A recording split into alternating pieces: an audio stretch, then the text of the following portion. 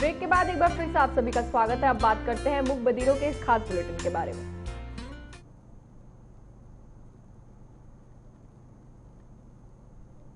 Corona vaccination का दूसरा चरण आज से शुरू हो गया है। इस दौरान 60 साल से ऊपर की उम्र वालों के साथ साथ गंभीर बीमारियों से ग्रस्त लोगों को वैक्सीन दी जाएगी। टीकाकरण के इस नए अभियान का फायदा 27 करोड़ लोगों को मिलेगा। 12,000 से ज्यादा सरकारी और प्राथमिक स्वास्थ्य केंद्रों पर टीकाकरण को रफ्तार देने का जिम्मा दिया गया है। इसके साथ ही प्रधानमंत्री नरेंद्र मोदी ने भी कोरोना वैक्सीन की पहली डोज ले ली है। पीएम मोदी खुद सुबह सुबह नई दिल्ली स्थित एम्स पहुंचे और कोरोना वैक्सीन लगवाई। स्वदेशी वैक्सीन कोवैक्सीन की डोज लेकर प्रधानमंत्री नरेंद्र मोदी ने कई संदेश देने का काम किया है। इसके साथ ही पीएम मोदी ने लोगों से कोरोना वैक्सीन लगवाने की अपील की। प्रधानमंत्री नरेंद्र मोदी ने ट्वीट करके कहा कि मैंने एम्स में कोरोना वैक्सीन की मेरी पहली खुराक ले ली है। यह प्रशंसनीय है कि कैसे हमारे डॉक्टरों और वैज्ञानिकों ने कोरोना के खिलाफ वैश्विक लड़ाई को मजबूत करने के लिए तीव्रता समय में काम किया है।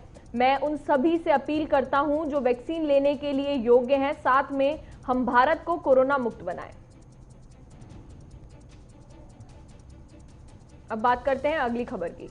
प्रधानमंत्री नरेंद्र मोदी ने आज बजट वेबिनार को संबोधित किया है, जिसमें पीएम मोदी ने कृषि क्षेत्र को लेकर सरकार की तरफ से किए जा रहे कामों के बारे में बताया। इस दौरान पीएम मोदी ने कहा कि केंद्र के नए कृषि कानूनों से ग्रामीण अर्थव्यवस्था को मजबूती मिलेगी। साथ ही 12 करोड़ छोटे किसानों को भी फायदा मिलेगा। पीएम मोदी ने कहा कि आज किसानों को सही बाजार देना जरूरी है। किसानों की उपज जल्द से जल्द बाजार तक पहुंची, यही सरकार का लक्ष्य है।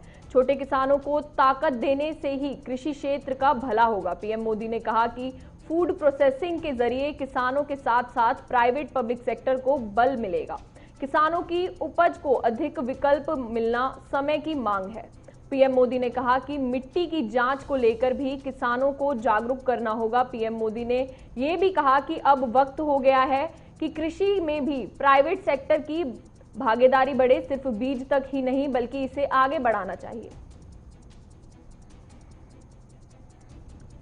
अगली खबर की बात करें तो देश के 5 राज्यों में चुनाव की तारीखों का ऐलान होने के बाद अब विभिन्न राजनीतिक दल सक्रिय हो गए हैं। नेताओं के दौरे भी बढ़ने लगे हैं। इसी कड़ी में कांग्रेस महासचिव प्रियंका गांधी वाड्रा चुनाव प्रचार के लिए 2 दिन के असम दौरे पर जाएंगी। प्रियंका गांधी ने गुवाहाटी में कामाख्या देवी मंदिर में पूजा अर्चना की और एक प्रार्थना सभा में भाग लिया। इस मौके पर प्रियंका गांधी ने कहा कि चुनाव में हम अच्छा प्रदर्शन करेंगे। हमारे सारे कार्यकर्ता बहुत काम कर रहे हैं। अपने 2 दिवसीय दौरे के दौरान प्रियंका गांधी पार्टी पदाधिकारियों को संबोधित करने के लिए उत्तरी लखीमपुर के सोनारी गांव में पंचायत का दौरा करेंगी। लखीमपुर में प्रियंका बेरोजगार युवाओं के लिए एक राज्यव्यापी विरोध अभियान भी शुरू करेंगी। प्रियंका गांधी माधवदेव के जन्म स्थान और रंगजान भी जाएंगी। साथ ही गोहपुर में कनकलता बरुआ और की प्रतिमा पर श्रद्धांजलि अर्पित करेंगी। बता दें कि असम में इस बार 3 चरणों में विधानसभा चुनाव संपन्न होंगे। महंगाई की बात करें तो महंगाई की मार ने आम जनता की कमर तोड़ दी है। दिल्ली में एक बार फिर सब्सिडी घरेलू गैस सिलेंडर के दाम में बढ़ोतरी हुई है। मार्च की शुरुआत होते ही घरेलू रसोई गैस के दाम में 25 रुपए की बढ़ोतरी हुई है। कीमत में आई तेजी के साथ दिल्ली में अब घरेलू गैस का रेट 794 से बढ़कर 819 रुपए हो गया है। तो वहीं कमर्शियल सिलेंडर का दाम 1614 रुपए हो गया है। फरवरी के महीने में गैस सिलेंडर की कीमत में 100 रुपए का उछाल आया है। पिछले 4 फरवरी को 25 रुपए, 14 फरवरी को 50 रुपए की बढ़ोतरी हुई थी, जबकि 25 फरवरी को इसमें 25 रुपए का इजाफा हुआ था। बता दें कि दिल्ली में 1 दिसंबर से लेकर अब तक रसोई गैस सिलेंडर 225 रुपए महंगा हुआ है। वहीं कोलकाता में सब्सिडी और कमर्शियल दोनों ही गैस सिलेंडर की कीमत बढ़ गई है। सब्सिडी वाले गैस सिलेंडर की कीमत में 25 रुपए की बढ़ोतरी के बाद अब नई कीमत 845.50 रुपए हो गई है, जबकि कमर्शियल गैस सिलेंडर की कीमतों में 19 रुपए का इजाफा हुआ है। अब बात करते हैं कोरोना की। तो देश में एक बार फिर कोरोना वायरस के मामले बढ़ने लगे हैं। पिछले 24 घंटे में कोरोना के 15,510 नए मामले सामने आए हैं। वहीं कल 106 लोगों की मौत भी हो चुकी है।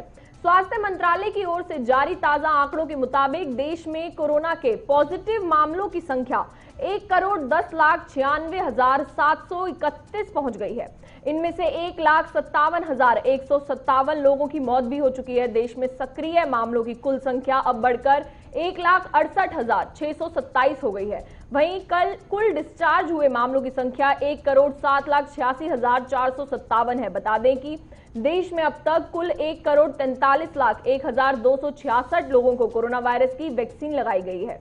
वहीं देश में कोरोना की जांच का आंकड़ा तेजी से बढ़ रहा है। भारत में अब तक कोरोना वायरस के लिए कुल 21,68,58,774 सैंपल टेस्ट किए जा चुके हैं, जिनमें से 6,27,668 सैंपल कल टेस्ट किए गए हैं।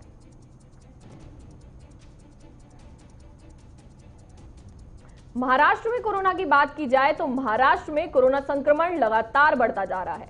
महाराष्ट्र में लगातार 5वें दिन कोरोना के 8,000 से ज्यादा नए केस सामने आए हैं। रविवार को कोरोना वायरस संक्रमण के 893 नए केस दर्ज किए गए थे। इसके अलावा राज्य में 62 और लोगों की मौत भी हो गई है।